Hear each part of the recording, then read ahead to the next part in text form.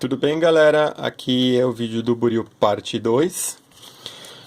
Aqui eu tô com a câmera voltada de uma forma diferente, focada na parte de cima. Eu coloquei posicionado em cima da ferramenta, né? Para vocês poderem ter uma visão de uma aplicação, de algumas aplicações práticas do Buril, né? Então eu vou colocar uma pequena plaquinha aqui, né? Uma plaquinha de latão comum, simples.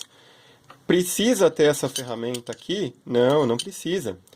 Nos cursos práticos, a gente tem um tipo de ferramenta que simplesmente eu pego uma fita dupla face e colo em cima de um toquinho no formato da chapinha, a gente posiciona e isso, a gente tendo uma superfície fixa onde você consiga manusear e trabalhar com buril já é o suficiente, tá?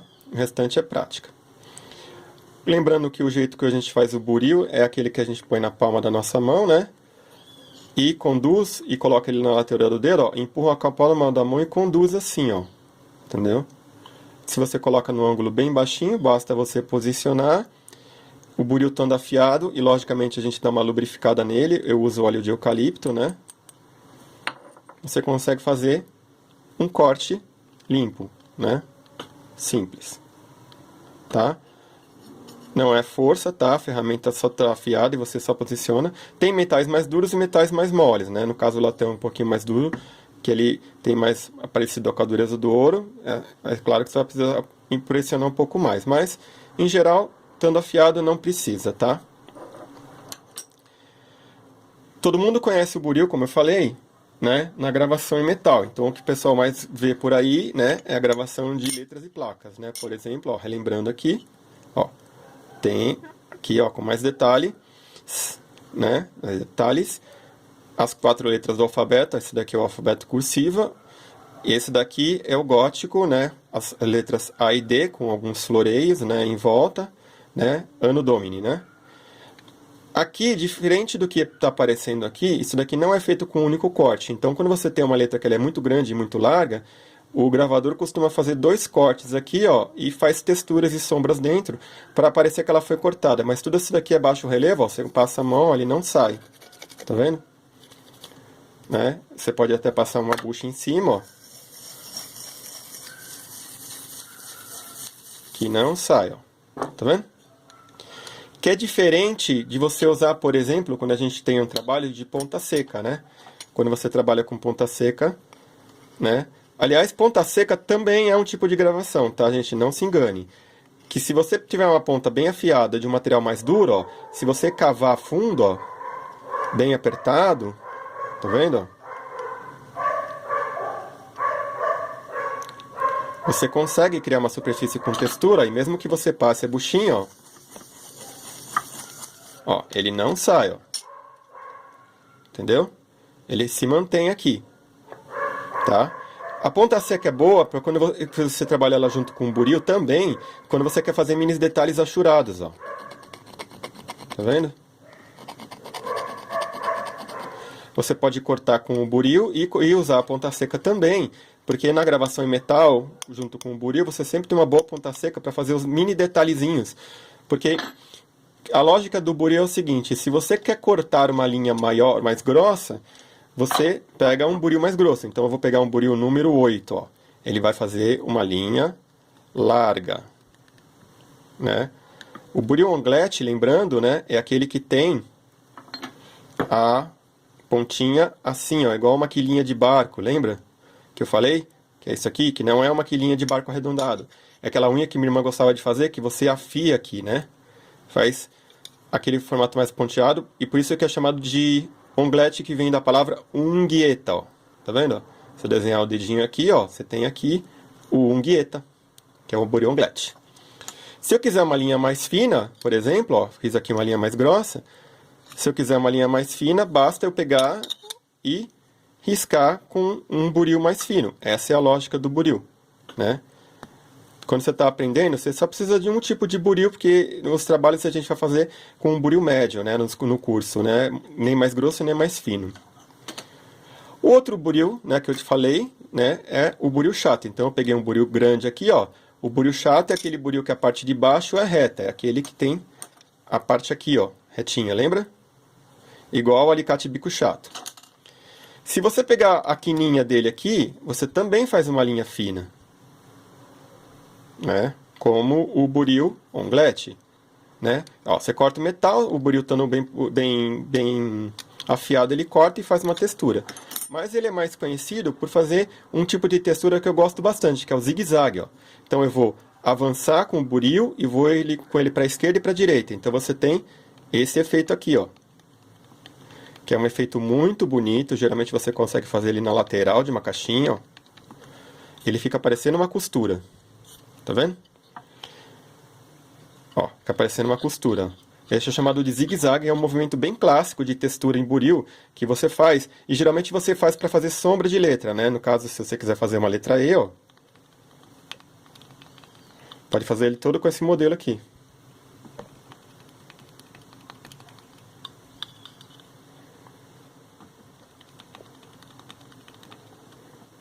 Ó, letra E. Tá vendo?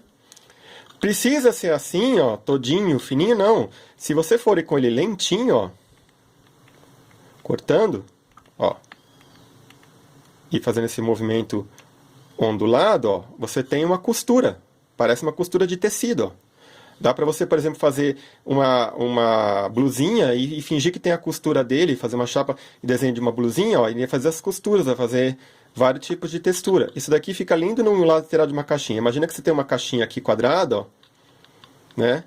De peça quadrada, e você, em vez de você gravar lateral, ou você bater, ou você texturizar ou polir, ou querer soldar alguma coisa, você simplesmente pode fazer essa textura em volta da caixinha, fica maravilhoso.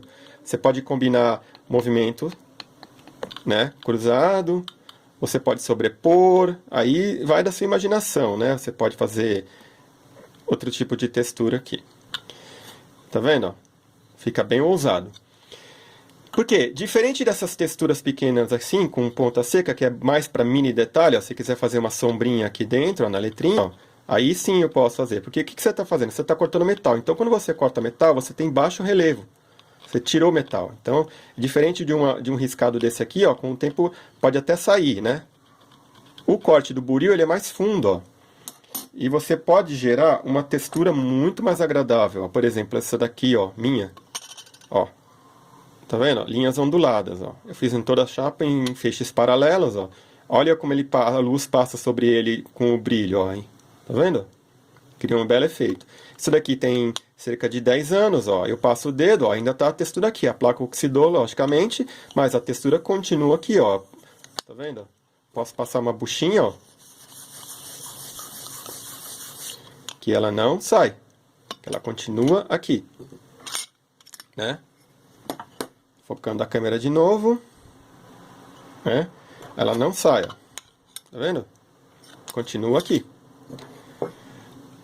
Um outro buril que eu posso trabalhar também, né, que também é conhecido, é o meia cana. Meia cana, lembra, é aquele buril que a parte de baixo aqui, ó, é arredondada igual a lima meia cana. Como ele tem essa parte arredondada aqui e esse canto aqui, o que ele faz? Ele faz um risco paralelo, largo e bem brilhante. Eu gosto muito de fazer letrinha de forma. Então, por exemplo, se eu tiver uma letrinha A, eu venho aqui, ó, desenho a letra A. Não precisa ser um exímio desenhista. Você pode fazer uma coisa bem mais descomprometida, bem lúdica, tá?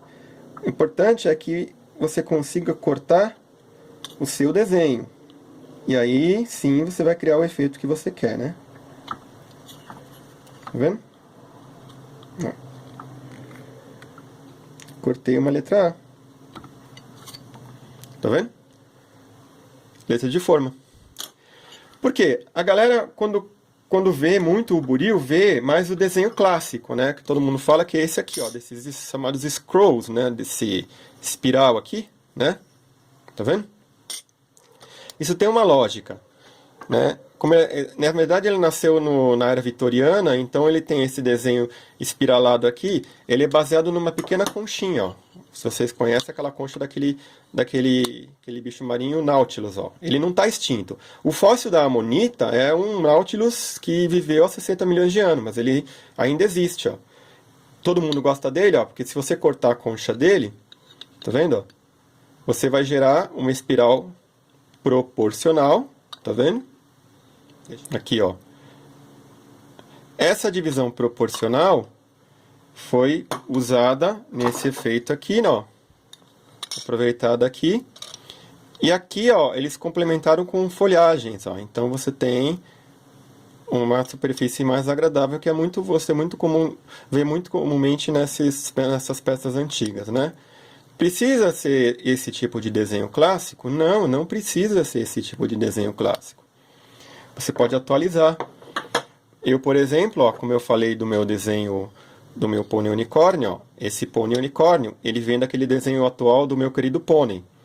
Então eu peguei o desenho, né, coloquei no papel, aí eu transferi, tem métodos de transferência do papel para o metal, transferi o desenho e com um único buril fui lá e cortei, né, o formato do pônei, né, gerei algumas texturas aqui, né,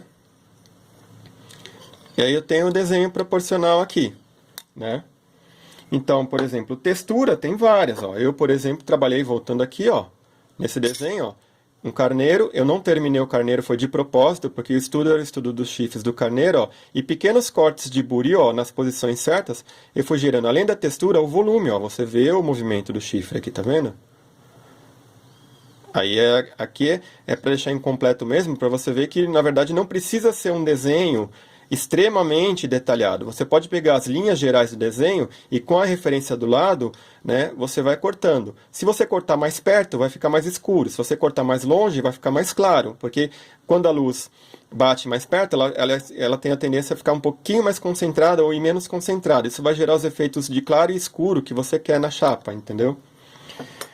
Precisa ser um desenho 3D? Não. Pode ser um desenho tipo stencil, né, que a gente fala.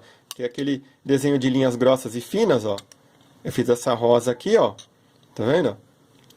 Aí eu cortei bem espaçado, pegando a ideia geral, ó.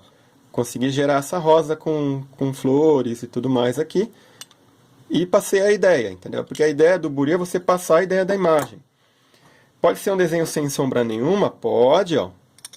Tá vendo? Esse daqui é um desenho estilo japonês, que é feito com linha clara e escura, né? Branco e preto. O que a linha é preto, o restante é branco, ó.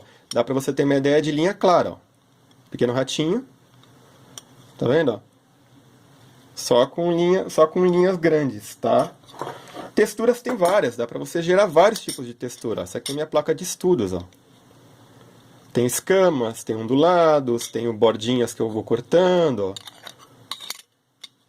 Faço dos dois lados, porque eu aproveito a chapa e guardo ela como referência, né? Letra também, não precisa ser clássica, ó. Aqui não é nem gótico, nem nada. Eu simplesmente criei movimento na minha cabeça, né? Peguei um pouco, claro, da referência do gótico, mas eu incluí os meus floreados. Olha um pouco do espiral aqui, ó, daquelas folhinhas que eu falei, tá vendo, ó? E aquelas sombras que eu fiz, ó, tá vendo? Aqui eu deixei e só fiz sombra no cantinho, ó, tá vendo? E um pouco de sombra aqui, e fiz um efeito de letra bem bacana, né? Você pode fazer uma estrelinha também, ó. Você pode cortar uma estrela decorativa, que é o que todo mundo usa na cravação, ó. E aqui a gente cravaria aqui uma pedrinha, eu deixei aqui, ó. Tudo isso é cortado com buril também, tá vendo? Você pode também fazer letra com linha fina, ó. Ó, isso aqui é linha fina, diferente daquele ano domínio em gótico, ó, fiz em cursiva e alguns efeitos de floreio, para as peças se comunicarem entre si, tá vendo?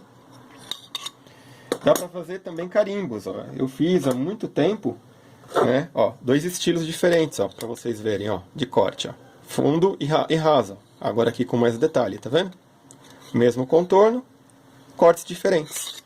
Tudo para gerar efeitos de brilho, né? Então, são essas as boas brincadeiras que você pode fazer. Tem muitas outras brincadeiras que a gente pode fazer, né?